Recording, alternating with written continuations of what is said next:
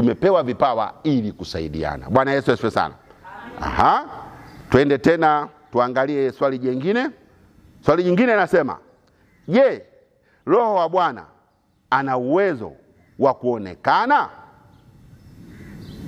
Hizi zote ni kiu za watu. Naamini leo nawanywesha watu ule mvinyo wa Bwana unaokupelekea uzima wa milele. Bwana Yesu asifiwe sana. Unapolewa neno la Mungu, wewe unakuwa ni zaidi aliolewa mambo ya dunia hii. Bwana Yesu asifiwe sana. Amen. Bwana Yesu asifiwe sana. Amen. Na kutengeneza uweze kumjali Mungu kwa wakati wote wa duniani ulipokuwa unaishi. Ili siku unafika pale hutaweza kushika mdomo wake. Haya ndio kweli niliokuwa nikijisikia pale kwamba namhubiri Kristo. Niliokuwa nikiona watumishi wakihubiri sehemu mbalimbali. Kweli mambo yametimia katika macho yangu. Kwa hiyo ule ndio ulevu ambao tunautengeneza hapa.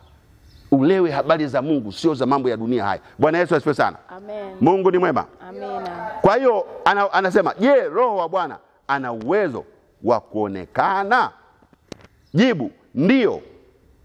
Ana uwezo wa kuonekana kiutendaji kama apendavyo. Kwa mfano, siku ya Pentekoste.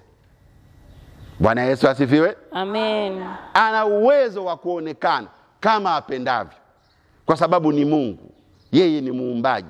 Anaweza akatoa chochote anachokutaka kukifanya, akaweza kukitumia ili wewe mwenye mashaka, ili wewe unaohitaji kuona, ukaweze kuona, ukajengeke katika imani. Bwana Yesu asifiwe sana. Amen. Mungu ni mwema Kila wakati. Aha. Kwa hiyo anaonekana kimatendo. Sasa siku ya Pentekoste alionekana kwa ishara ya nini?